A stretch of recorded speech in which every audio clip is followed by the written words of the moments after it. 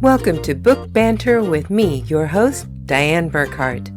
I hope you will join me every Wednesday as we explore all things to do with, well, books. Let's get on with our show today. Hello, my happy people. Today is May 7th, 2025, and have we got another fantastic author for you. I always love it whenever we get a great author who is also just a fun person to talk with, and our author today is definitely someone in that category. Now, I do have some information to tell you at the end of today's podcast, but we're just going to go ahead and get right into it. But be sure to stick around until the very end to hear all of the latest news for Burckhardt Books and Book Banter Productions. But now let's get to it. Please welcome to Book Banter with Dianne Burckhardt, Lynne Hugo. Please tell everyone who you are and what you do. Well, thank you so much, Dianne, for having me on your show. I'm really grateful for that. My name is Lynne Hugo, and I write contemporary realistic psychological fiction. For the most part, it's rooted in some current social issue. My aim is to portray both points of view or multiple points of view about a social issue with depth. I avoid polemic. I use the story and the characters to drive the outcome. It's not predetermined in that I avoid having a right side and a wrong side, but just try to let that be determined by the particular characters and the story. So that's what I do. It's really, again, realistic fiction, very psychological always, around a social issue.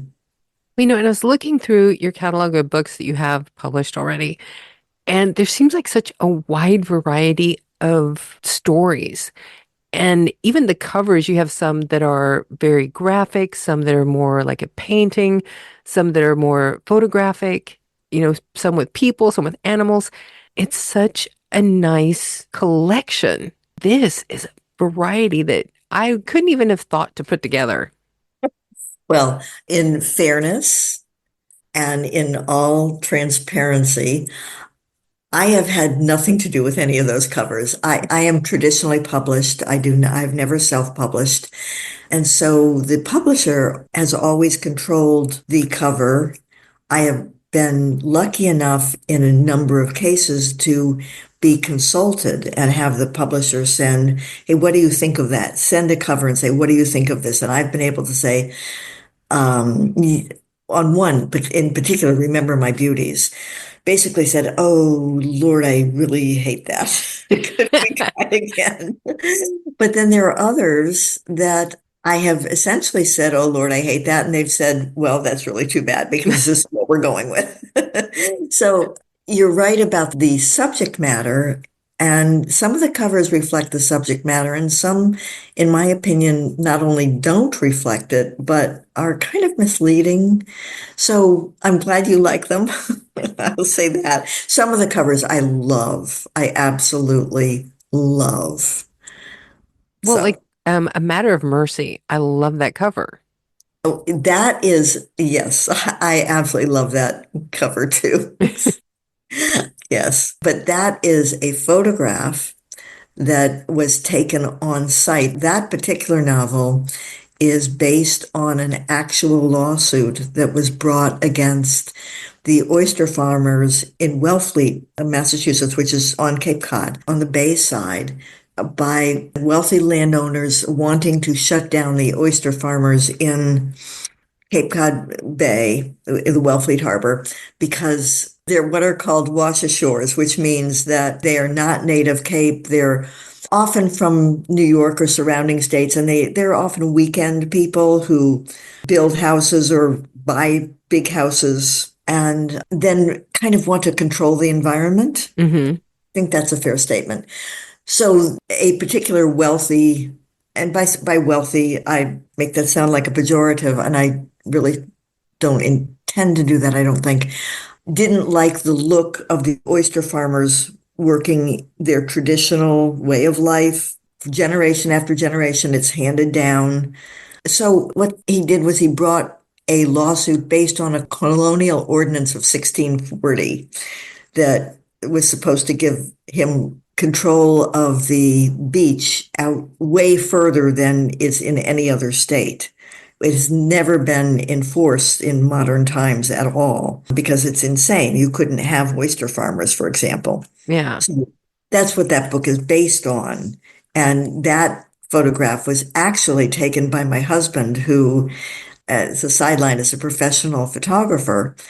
And he took that on site. And then when the publisher asked me, did I have any photographs they could see? I sent them a whole collection and they picked that and had asked my husband to work on it and do certain things, which he did, and so they could use one for the cover. So that is an on-site photograph, but I love that cover too. Yeah, that's amazing. That is such an incredible story. The other cover that I really like, for some reason, it really makes me curious about the book, is The Testament of Harold's Wife, Yes. where it's just the plain cover with like the script for the title and then a chicken. Right. Well, that novel is, I wanted to portray an elderly widowed woman as a strong protagonist. I wanted to show an older woman with agency and independence and strength. Hmm. And so this character's name is Louisa. She owns a farm and is dealing with grief over the death of both her grandson and then 6 months later, her husband. She keeps chickens and she talks to the chickens all the time. So that's why the chicken is on the cover. Hmm. And the social issue in that novel is trophy hunting as opposed to hunting for food. Hmm. So that's why the chicken is on the cover. And as soon as I saw that cover, I did love it. Yeah, that's one of those things that the minimalism of it, I think, Mhm. really draws me in and it makes me want to know, okay, what is this about? And that's exactly what you want your cover to do. You want it to make Yes. people curious and pick up the book and read the back. Which is why I had such an objection to the next novel, which is The Book of Carol Sue, which I think kind of looks like a Disney cartoon. And the novel concerns an undocumented immigrant from Honduras. See, in that cover, it makes me think of like cozy mystery. I completely agree. And I objected to it. My agent objected to it. And we got nowhere for that exact reason. It's misleading. Hmm.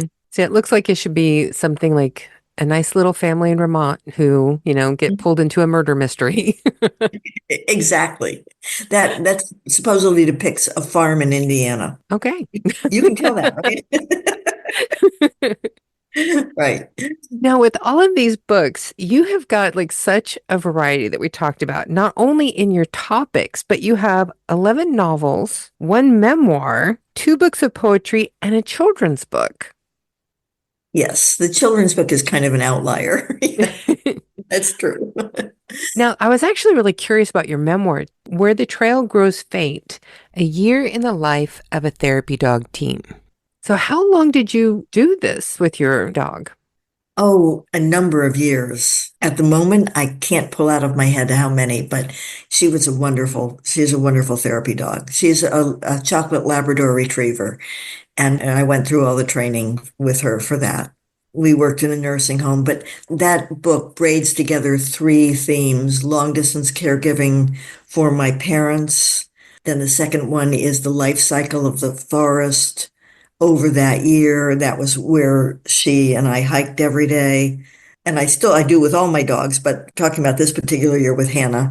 And then the third is the stories from the nursing home at which we worked. And it really looks at the problem with nursing homes and what would make them so much better. Hmm.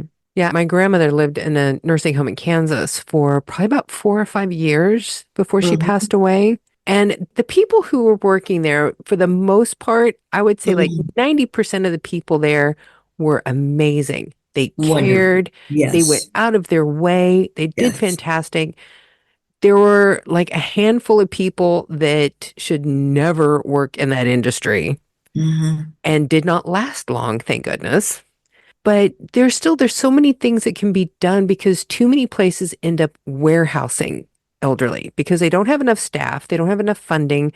they don't have enough trained professionals to come in and do all of the therapy and interaction and enrichment that will help keep people mentally active, even if they can't be physically active. Exactly. In that book, I talk some about the what's called the Eden alternative, Hmm. which are studies that have been done about pairing young children, bringing in young children, letting the elderly not only interact but help caregive, Hmm. juxtaposing nursing homes with daycare centers and having elderly who are able read to kids, Hmm. and then also letting the residents of nursing homes have plants and gardens and greenery Hmm. and having animals, Yeah. birds, fish, bring in certified therapy dogs, but also let there be a facility dog that can wander freely Hmm. or facility cat. Hmm. It makes such a difference to elderly people, many of whom, in my experience there, just ached for the animals they didn't have anymore. Oh, yeah.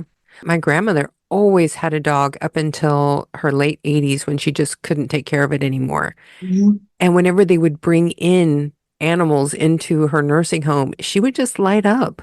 She Hmm. missed having a dog. Hmm. And I have so many funny stories in that book. I mean, really funny about Hannah's interaction with the residents. I started when she was a puppy.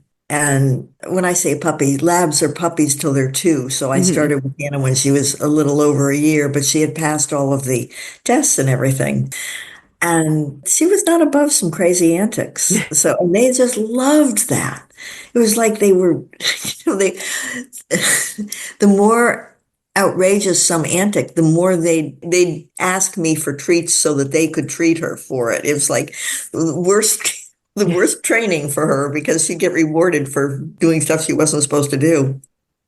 Is there one of your novels that your work with a therapy dog actually helped to inspire the story? You might be referring to the language of kin. I think so. I think that's what I was reading earlier.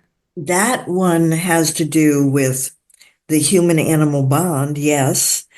It actually takes place largely in a zoo, and the two protagonists are both primate keepers. One who has become convinced that zoos, having great apes, any of that category of animals in zoos, is unethical and immoral. And the other one who says, yes, they don't belong in captivity, but this has to do with conservation of species, and human beings are destroying their natural habitat, and we can't eliminate human greed, which is why Hmm. the rainforest is being destroyed. And so if we don't have them in zoos, the whole species is going to be wiped out. We're talking about chimpanzees, gorillas, all of the related species, because we share almost 99% of the same DNA, and their intelligence is very high. In the natural world, they live in social groups, they use tools, they share parenting, Hmm. they babysit each other's children. They're really quite remarkable. And in that one, were both the keepers, they were also caregivers for their mothers? Yes, Okay, that, exactly. yeah, that's the one I was thinking of. You are correct. Both of them are caregivers for their mothers. One of their mothers is deaf, and the other one has something called primary aphasia. Hmm. I mean, she's lost her ability to speak. And even though the two zookeepers are clashing over how to deal with a new chimpanzee who has been brought to the zoo after being experimented on for years in a medical laboratory, which is exactly what actually happens. They really clash about how to socialize her. Hmm. The one who is fluent in sign language because of his deaf mother suggests that maybe the mother with primary care aphasia could still be taught sign language. So a lot of the book is about communication, human animal communication, and different forms of communication, inter and intra species.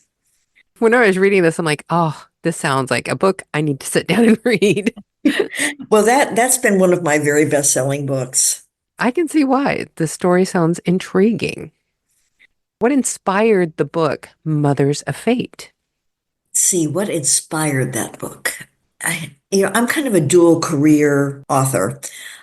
I am also a fully licensed and practicing therapist. Hmm. And one of the things I've heard from a lot of my patients over the years is X or Y was meant to be.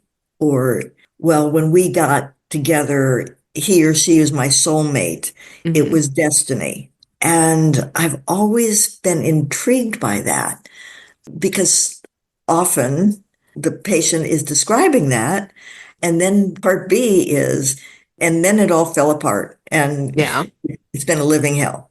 So if it was meant to be and this is destiny or it's written in the stars, I often hear that. It was like it was written in the stars.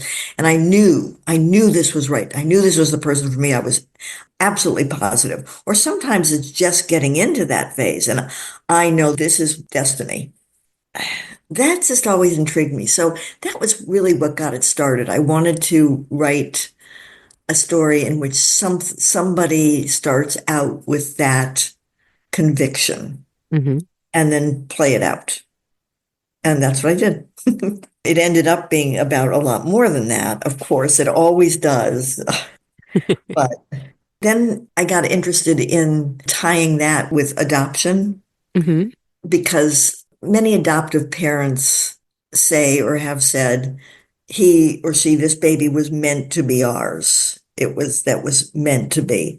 So that I think that's how I tied them together. But Mothers of Fate is about the complexities, the emotional complexities of adoption and its aftermath. I think it has a lot of reverberating effects. I also included a character who is the victim of, I shouldn't really use that word. It was choice, but there were sexual power dynamics in the workplace that left her holding the bag, so to speak. Yeah. And so all of that seemed to fit together and suggest a novel for me. Well, I know with a couple of other authors that I've recently interviewed, adoption has been a reoccurring theme in some of the books that we've talked about this season. Oh, really? I didn't know that. Actually, this week, because it's March 3rd, whenever we're recording this, and this Yes. Wednesday, Stephanie Valentine is going to be our author of the week. And she is actually a Taiwanese adoptee, and that's a big feature of the book that we're discussing for her, who she is today. Yes. And Yes. I have friends who are adopted, and I have friends who have put up children for adoption. And there's so much psychological stress for everybody around this. Exactly. Even when people know that they're doing this for the right reasons, it does not make it easy and it still creates trauma. I couldn't agree with you more. In Mothers of Fate, I have adoptive parents, I have the birth mother, and I also have the adult adoptee. Mhm. Plus, I have an attorney and her wife, Monica and Angie, and they have adopted a baby themselves. The attorney has been contacted by the birth mother after the adoptee is an adult because she wants to meet him. So, yes, it's very complicated, very, and everybody has struggled with it. Well, and a lot of people that I know, they think that if somebody is adopted and they have this wonderful life and parents who dote on them, that they shouldn't have any baggage about being an adoptee. It's like, but there's always that question, it's like, why was I given up? I agree. I agree. I can share that one of my children was adopted, and I think that I endorse what you just said. Mhm. Yes. And I know a lot of people get, if you have a wonderful life and you love your parents and they love you, why do you want to find your birth parent? It's like, because there's always those questions. There's always Mhm. questions. Where do I come from? Who are my people? Is there heart disease in my family? There are Yes, always questions. I agree. And there also is a big difference. with problems with both, I think, with open adoption and closed adoption. Hmm. So that's another issue that comes up in this novel. And this novel is in no way, I always hesitate to say that one of my children is adopted because this is not his story in any Hmm. way. I'm always worried that people will think, oh, she's writing about her family. No, I'm definitely not. Definitely not.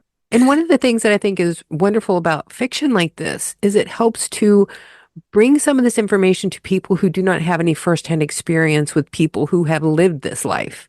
It helps them to understand what other people go through and can help to develop empathy in these kinds of situations.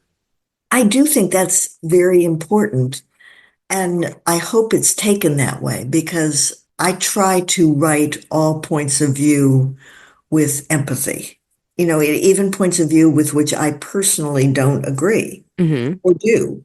Now, I have not ventured into politics because that'd be very hard for me to do sometimes, to write all points of view with deep and meaningful empathy. Yeah. But on the social issues I have tackled, I can do it. And I think that's really important because these are human beings, human lives that we're Mhm. we're talking about. With all of these social issues that you do write about, is that part of the reason why you do book club readings so that you can actually discuss this with groups of people? Very much. That's something I love to do. Yes. And I Yes. love that you have reader's guides for some of your books. Yes. I'm trying to do it now for all of them, especially these later books that are clear, where I have clarified for myself that that is the aim. Hmm. So, which one of the discussions that you've had at a book club was most surprising for you? Which book were you talking about? Wow. The most, not hated, the most animated Hmm. conversations that I've had. Well, of course, Mothers of Fate won't be published until April 22nd, so I Yeah. don't know about that. But the most animated that people have been in their passion about a book has been The Language of Kin and The Testament of Harold's Wife, I think. What is it about those two books that you think reach people? I think it's because people tend to have very strong feelings themselves that may have been awakened by reading the book, that they might not have been particularly passionate about a subject. One thing that interests me a lot is I do a lot of research for my novels, but I don't do what are called, I'm sure you're familiar with this term, Diane, info dumps, where I Hmm. just, you know, stick in a lot of information. Anything that I learn, I weave it into the story as a character learns it Hmm. or needs to know it and finds it out. So that nothing reads like an instruction manual on any subject. Not like Um, a giant monologue of the encyclopedia, page 42. exactly. Exactly. And this does seem to be a theme that people will say, I love your stories. And I love that I always learn from reading your novels, but they're not scholarly or they're not instructive. I just learn about things when I read them. And I love that comment because I do put an awful lot of research behind it. And that's one of my favorite things about some books that I have read is that you do come away with feeling like you have learned something, but it wasn't like you were reading a textbook. It was Mhm. within the story. Yes, I love that. I do. And I like that feeling that the research that undergirds it has been woven in successfully so that the story is carrying people and the characters have engaged them and they don't feel like they've been lectured. Mhm. It's something that will stick with them more than something that they read just a paragraph of factual text. When it's Yes. part of the story, it reaches them on a different level and stays with them. Yes, I think I agree with that. I agree with that. Yes. Now, since you are traditionally published and you've never even done any of the self-publishing, what do you think is one of the great bonuses of being traditionally published? Well, it takes care of a lot of things that I really don't have any natural affinity for. Hmm. For example, book design. There's so much that goes into designing a book that about which I know nothing. And I'm not driven to learn it either, choosing a cover design, the editing, the final editing, the all of that kind of thing. I like having experts that do that. Even looking at the cover of The Language of Kin, there are three different font styles on that cover. And Hmm. people that don't have to do design don't realize that you have to be thoughtful about each one of those. There has to be a reason for these choices. And people who do graphic design spend a lot of time agonizing. What is the spacing between the lines? Should it be justified to the left or the right? Should it be in italics? Should it be Hmm. serif? Should it be sans serif? I mean, everything has to be chosen for a reason. And Hmm. whenever you're doing the inside text of a book, you have to decide, is it going to have a space between every paragraph? Is it going to be all together and then end in each paragraph? And these things can make it easier or more difficult for people with different disabilities to read that text. Read. And also those little marker things, I think they're called glyphs, Hmm. are often used to demarcate the a change of scene. Hmm. Some of these books have had such creative glyphs. A Matter of Mercy has tiny little shells, and then it looks like a dune fence. Oh, yeah. It's just so well thought about. I wouldn't even know where to find those things, let alone how to use them. I'm just being honest. I just don't have the skill sets.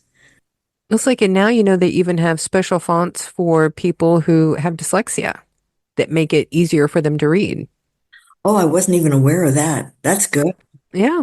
There's a lot that goes into formatting books Hmm. that most people wouldn't even know about.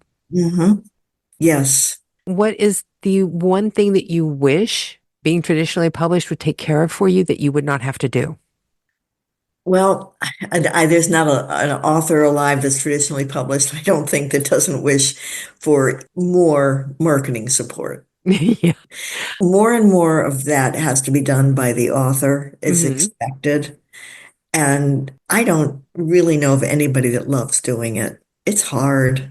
Yeah. It's hard. It's like I've spoken with authors who actually had a full career in marketing and advertising before they ever got into writing.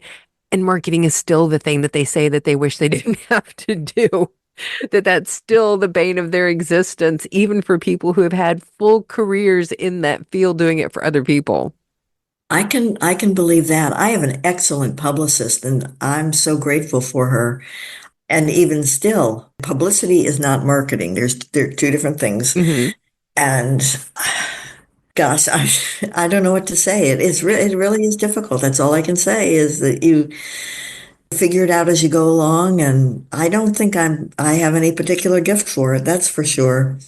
I do the best I can. And we have to have Instagram, Facebook, Yeah. uh, maybe Threads, or now the big thing is Blue Sky. Yeah.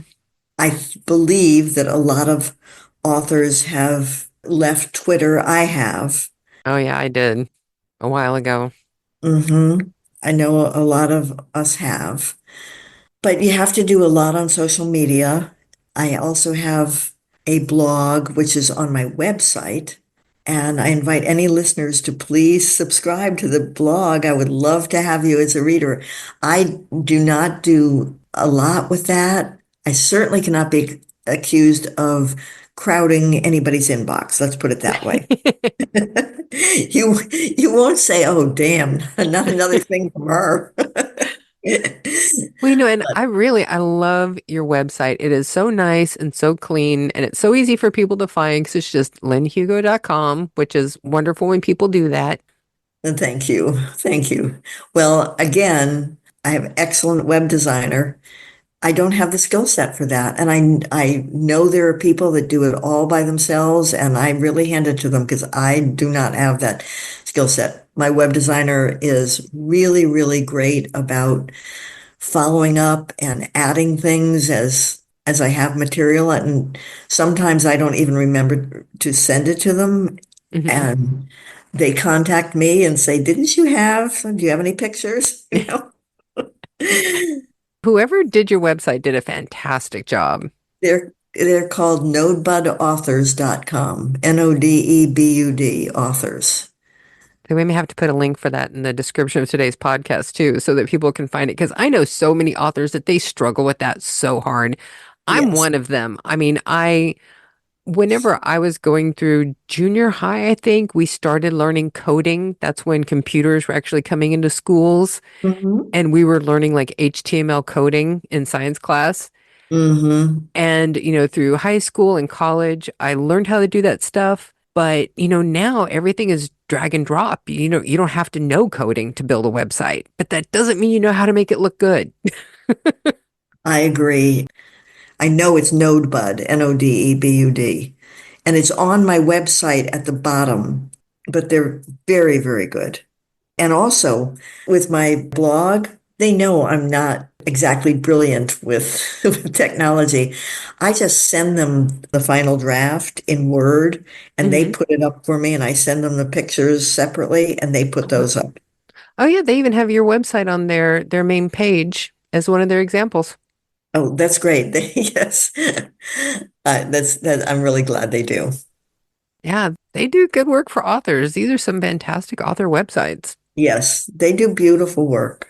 I'm very happy with them. And I've been with them for years now, years. And they've never let me down. There are so many authors that they're like, I don't even want to have a website. I don't know what to do. I can't keep it up. I don't want to mess with it. This would be an answer for a lot of authors. Well, I think it's almost a requirement now. I mean, a practical requirement. I don't mean well, maybe some publishers will require it. I think mine Hmm. probably wouldn't have a fit if I didn't have one. But yes, I think it's really important. I agree with you. Well, and if you're going to be somebody who has a collection of books that you're publishing, it's a good idea just so that people can definitely go to one place, find your work, and then decide where they want to go buy it from there. Hmm. It just makes it so much easier for your readers to find all of your work. I think that is the goal for sure, Diane. You can, Let's yes. see. I think now would be a good time to do our 5 quick questions that never turn out to be quick, but I'm too nosy to stop doing the bit. Okay. Are you ready? I'm ready. Fire away. Question 1. Do you have any hidden talents that you like to break out every once in a while just to amuse people? Oh, a hidden talent to amuse people, and it's well hidden most of the time. Hmm. Cooking a decent dinner. That's hidden. Well, yes, kind of. I mean, I'm pretty quotidian in my cooking. Other than when we have people over, I'll say I even subscribe to the New York Times cooking site, Oh, nice. and I save all these really elegant looking recipes. Do I make them? No, not really. But but every now and then, when we're having people over, like my husband and I have what we call our salon with another couple, where Hmm. every month we pick a book for the four of us to read.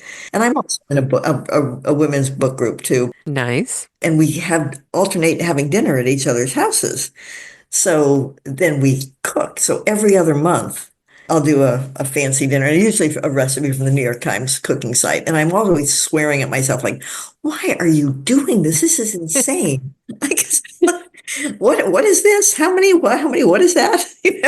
I've never heard of that ingredient, and often I haven't ever heard of it. So, So, what's one dish that you were particularly proud of that you made? oh, it had chicken, and you mix all the stuff, herbs into feta cheese, and then you Hasselback the chicken, which I learned means cut a bunch of slits all the way down a Hmm. chicken breast. And you stuff the feta cheese in, and then you put it on a bed of cherry tomatoes and olive oil and a bunch of other herbs. Oh, spinach, I think was in that. I don't remember.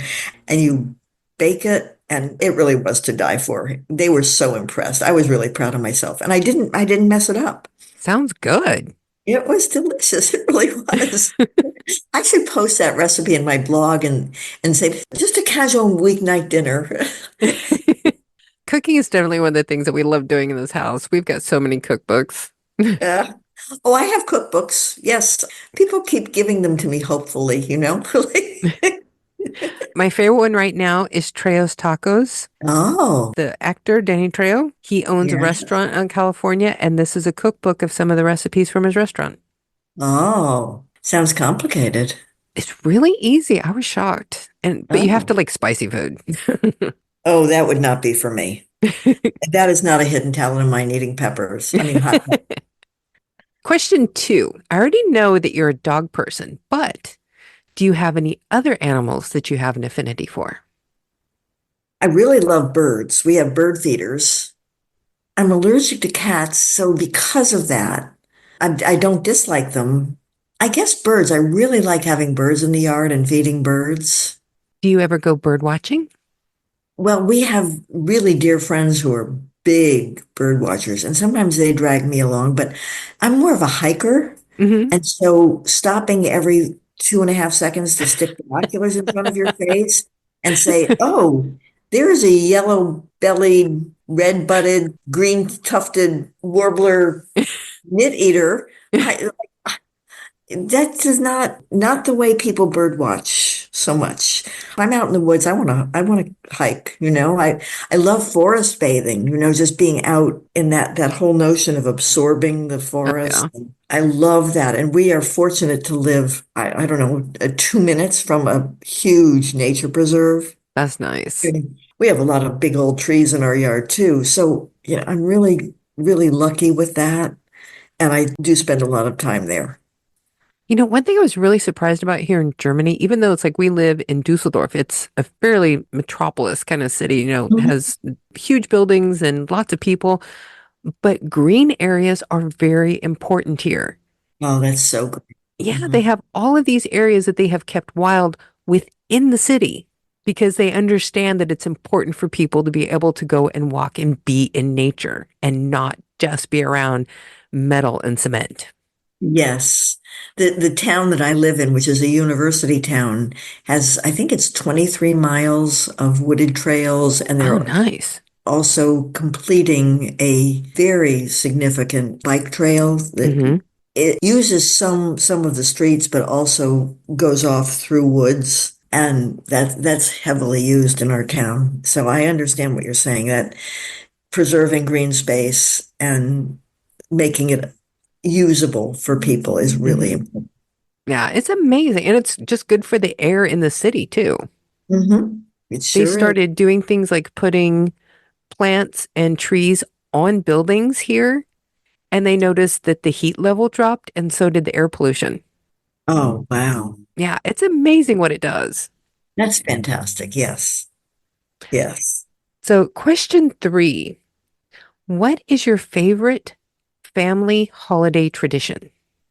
Well, Thanksgiving is when most of the family is most likely to gather, Hmm. and having all the same foods and coming up with some family activity to do around the Thanksgiving table. For example, just like having everybody write down something they're grateful for in the last year and then putting it in a jar, and everybody draws one out. You don't sign it. Everybody draws one out and reads it. And then everybody around the table guesses who said that. Oh, that's fun. That's one example of an activity we've done. So I really love that. And then certain movies we always watch with the kids. Every Thanksgiving night, we have to watch Planes, Trains, and Automobiles. Nice. And then over Christmas, we always have to watch Home Alone and A Christmas Story. And there's one other. So there's three movies we have to watch around Christmas. And Christmas morning, somebody wears a Santa hat, just things like that, that Yeah. not unusual at all for a family to do, especially when there are young kids in the family, but kind of cherished traditions. Question four, Okay. What is one thing you really want to check off of your bucket list within the next year? Let's see. Well, the whole family is going to Bermuda in June for a week. Oh, And nice. that's really special is when we get everybody together and do a trip to some place that is chosen by voting, you know. I think And Bermuda would be amazing. yes, in June it should be perfect. Well, Should and okay, this is probably sad to admit, but when I was a kid, I was obsessed with the idea of the Bermuda Triangle. yes. I think you just fly over it and it's no biggie, I think now. Yeah, that's the one thing that I find so fascinating now. It's like when I was a kid, you always heard about this. People are always talking about the mystery of the Bermuda Triangle. Yes.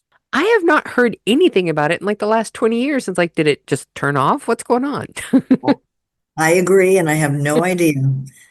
So, but that's part of the thing that makes it fascinating to me now, is I want to go there even more.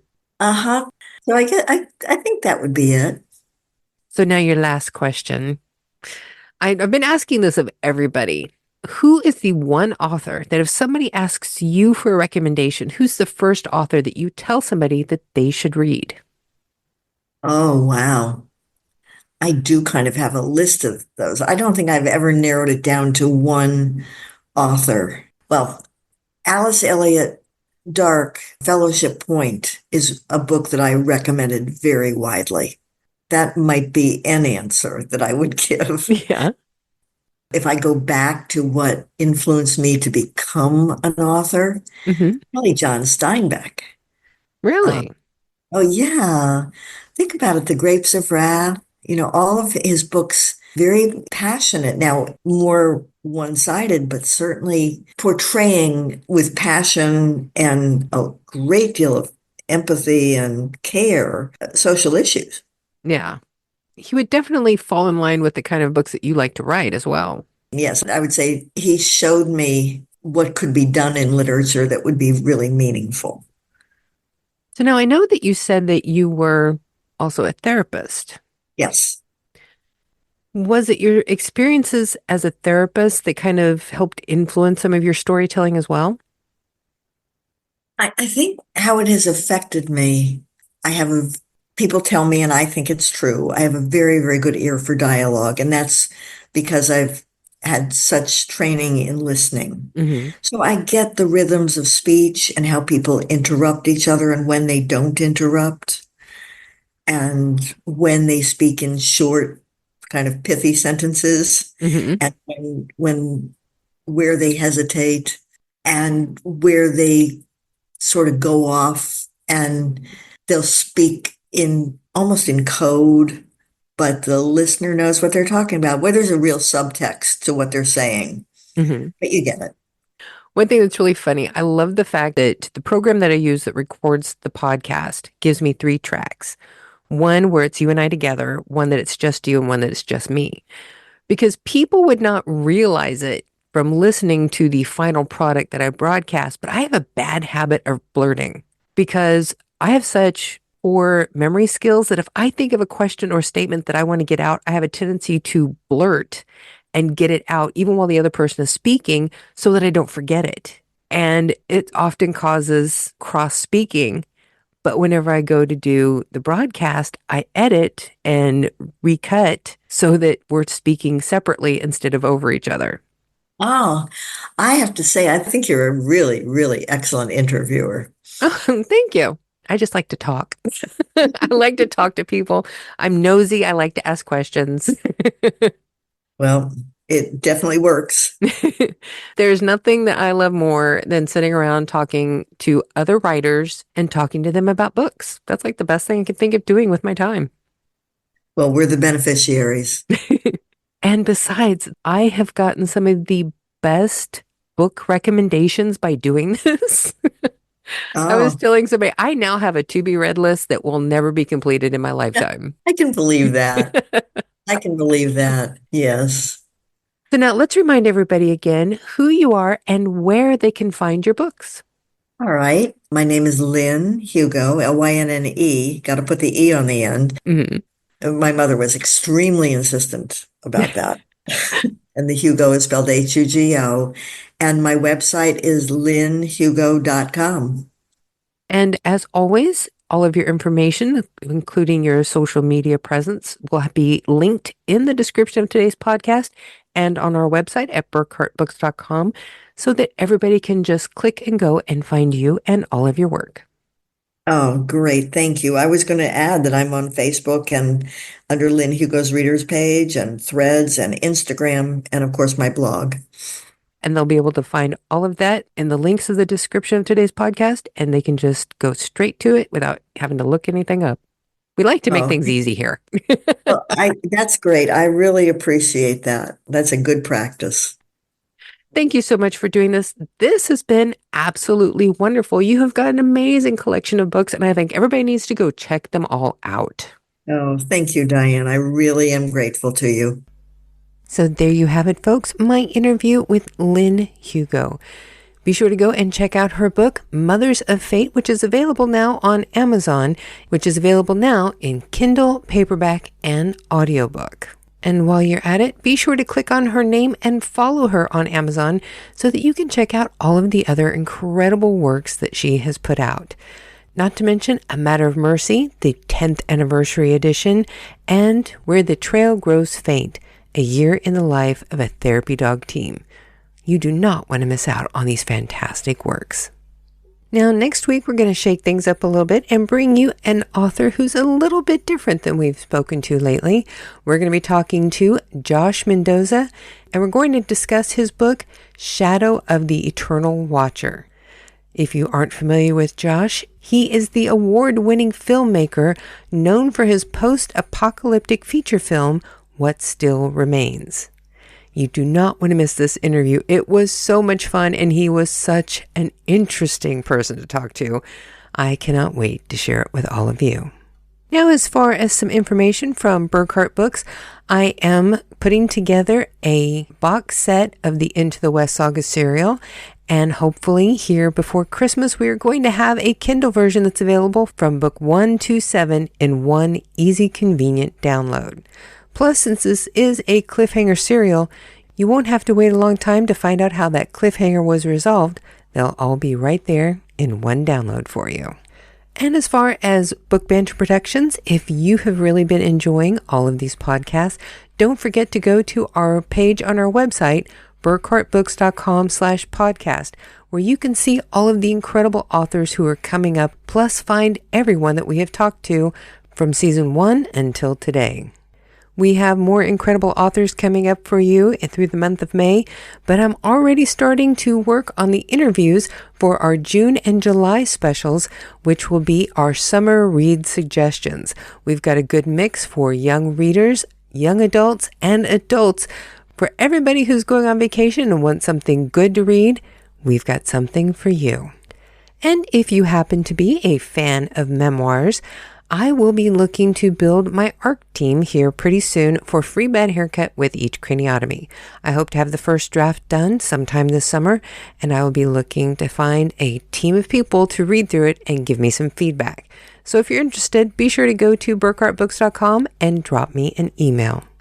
Well, I think that's enough for today, folks. So many great things are coming, and I'm constantly working behind the scenes to just keep bringing you more and more great authors, great podcasts, and more great books. So now you know what time it is, folks. It's time for you all to go forth and be really, really happy.